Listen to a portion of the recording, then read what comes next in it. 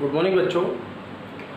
11th class में lesson number 6 Pushpi पादपों की शारीरिकी में हमारा जो टॉपिक चल रहा है, आज हम टॉपिक पढ़ने वाले हैं मृदुतक और स्थूल कोणोतक। जैसा कि हमको पता है, ये पौधा हमारा जो लेसन है वो है पुष्पी पादपों की शारीरिकी।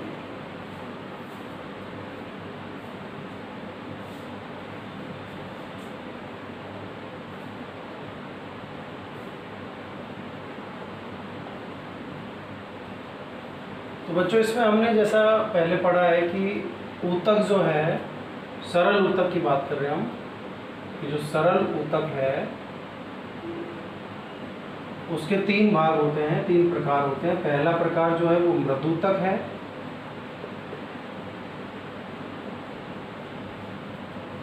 दूसरा प्रकार जो है वो स्थूल कोण ऊतक है,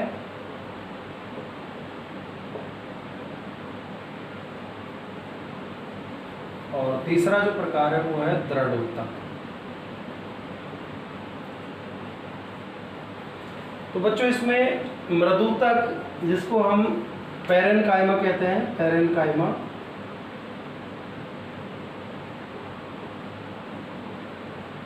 ये जीवित व कोमल ऊतक है। इसकी कोशिकाओं के मध्य अंतरा कोशिकीय अवकाश उपस्थित होते हैं और इन अवकाशों में वायु भर जाने से इसे हम वायु ऊतक यानी एरेन्काइमा भी कह देते हैं। नेक्स्ट देखें तो इसमें हरित लवक पाया जाता है,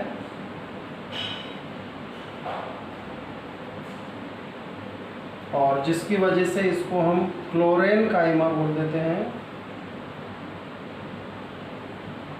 यानी कि हरित ऊतक। और ये ऊतक प्रकाश संश्लेषण के द्वारा भोजन का निर्माण करता है। ये जो ऊतक है मृदुतक, ये भोज्य पदार्थों का संचय भी करता है। तो मृदुतक की विशेषता हो गई। इसके बाद स्थूल कोण ऊतक देखें हम, ये लचीला व जीवित ऊतक है। इसकी जो कोशिकाएं होती हैं, इस तरह से इनके कोणों पर, ये इस तरह से, यानी कोशिकाओं के कोणों पर पैक्टिन व हेमीसेलुलोज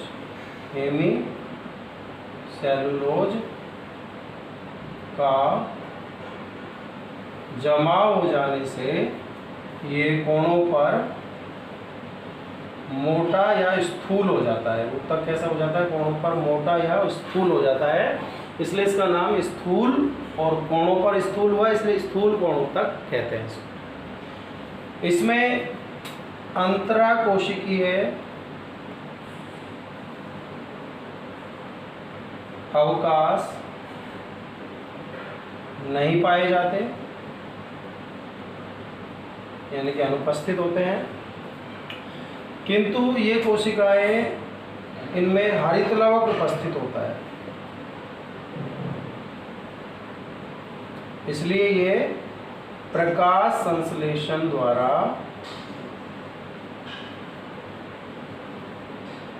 भोजन का निर्माण कर सकती है। प्रकाश संश्लेषण द्वारा भोजन का निर्माण ये कोशिकाएं करती हैं। अगर हम मृदुतक की बात करें तो ये कहाँ मिलेगा? पत्तियों में और पुष्पों में, फलों में, यानी कोमल भाग जो है पौधे के, उन सब में मिलेगा ये मृदुतक। स्थूल कोणात्मक की बात करें तो ये मिलेगा लचीली शाखाओं में, जैसे टहनियों वगैरह में। तीसरा जो दृढ़ोतक है, ये एक कठोर व तो दृढ़ोतक में बच्चों ये कठोर और मृदुतक है, अंतराकोश के अवकाश अनुपस्थित होते हैं, कठोरता और मजबूती प्रदान करता है, ये जड़ व तने में पाया जाता है और लिग्निन और सुबेरिन का जमाव होने की वजह से इसकी कोशिकाएं मृत हो जाती है। तो बच्चों इस तरह से ये हमने यहाँ पर देखा मृदुतक, स्थूल कोणोतक और दृढ़ोतक, ठीक है। तो मृदुतक, स्थूल कोणोतक और दृढ़ोतक, ये स्थूल कोणोतक को हम पॉलेनकाइमा बोलते हैं और दृढ़ोतक को हम स्क्लेरेनकाइमा बोलते हैं। तो इस तरह से ये जो मृदुतक है, अगर हम इसके कार्य देखें तो इसके कार्य जो है इस प्रकार से हो जाते हैं। पहला तो भोज्य पदार्थों का संचय,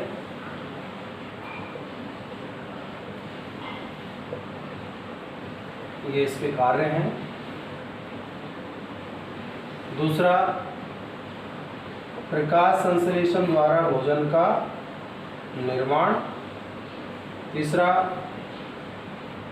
जलीय पादपों को तैरने में सहायक।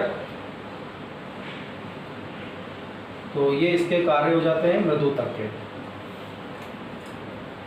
स्थूल कोणोतक के अगर अपन कार्य देखें तो पौधे को लचीलापन प्रदान करना। दूसरा, यांत्रिक सहारा प्रदान करना और भोजन का निर्माण करना, क्योंकि इसमें भी हरित लवक होता है इसलिए ये भी भोजन का निर्माण कर सकता है। तीसरा जो दृढ़ोतक है उसका जो कार्य होता है पौधे को कठोरता प्रदान करना, यांत्रिक सहारा प्रदान करना। तो ये मजबूती प्रदान करना है, यांत्रिक सहारा या मजबूती एक ही बात है। तो इस तरह से हम कह सकते हैं कि जो तीनों सरल ऊतक के प्रकार हैं, मृदुतक, स्थूल कोण ऊतक और दृढ़ोतक। बच्चों इस तरह से हम सरल ऊतक जो एक ही प्रकार की कोशिकाओं से मिलकर बना है वो सरल ऊतक है। इसके तीन प्रकार हमने देखे, मृदुतक, स्थूल कोण ऊतक और दृढ़ोतक।